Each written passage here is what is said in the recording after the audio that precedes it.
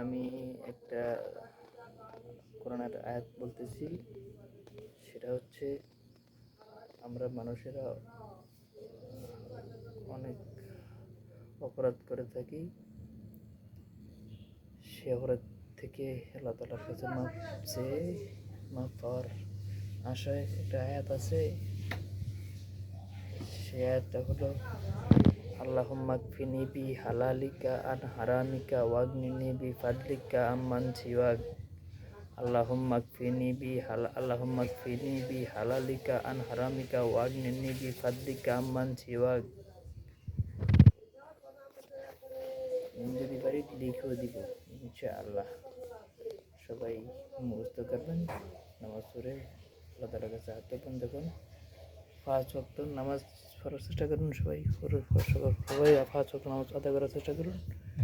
পুরুষেরা জামাতের সাথে আদায় করবেন ইনশাআল্লাহ। মহিলারা পর্দার ভিতরে থেকে আমার আদায় করা তখন দান করুক আল্লাহ তাআলা। আমি সেই দোয়াই করবো ইনশাআল্লাহ।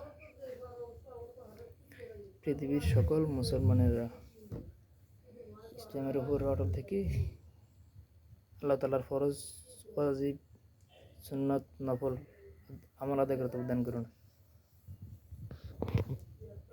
আমার কথা হচ্ছে যে মরণের পরে আল্লাহ তাআলা কারো হিসাব না নেন, আমাদেরকে বিনা হিসাবে ক্ষমা করে দিয়ে আমাদের ক্ষমা করে দিয়ে বিনা হিসাবে জান্নাতুল ফিরদৌস দান করবেন আল্লাহ তাআলা। আমাদের সকলের চাই থাকবে এটা। আমরা সবাই সকলের জন্য দোয়া করবো। আমরা উমুক উমুক উমুক উমুক উনারে বুঝিয়ে দোয়া করবো না। সকল পৃথিবীর সকল মুসলমানদের জন্য দোয়া করবো আল্লাহ তাআলা। আমিও এখন আরো ভাগ থেকে দোয়া করে আসছি, পৃথিবীর সকল মুসলমানকে হেদায়েত দান করবেন। বিধর্মীদেরকেও আল্লাহ তাআলা হেদায়েত দান করবেন। বিধর্মীদেরকেও আল্লাহ তাআলা ইসলাম ধর্ম গ্রহণ করতে দান করবেন ও পরবর্তীতে 5 ওয়াক্ত নামাজ আদায় করার ও রোজা রমজান রোজা সকল কিছু আদায় করে দান করুন। পরে আগে ইসলাম ধর্ম গ্রহণ করে দান করুন ইনশাআল্লাহ। I have tried to my best inshallah.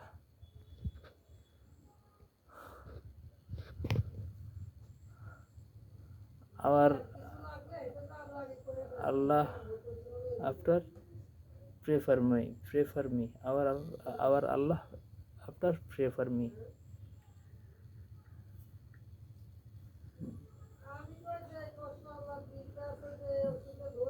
চিন্তা করতে পারেন, but why?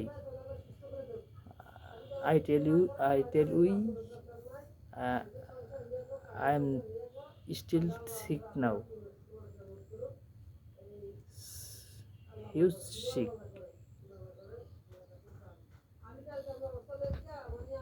Please, pray for me.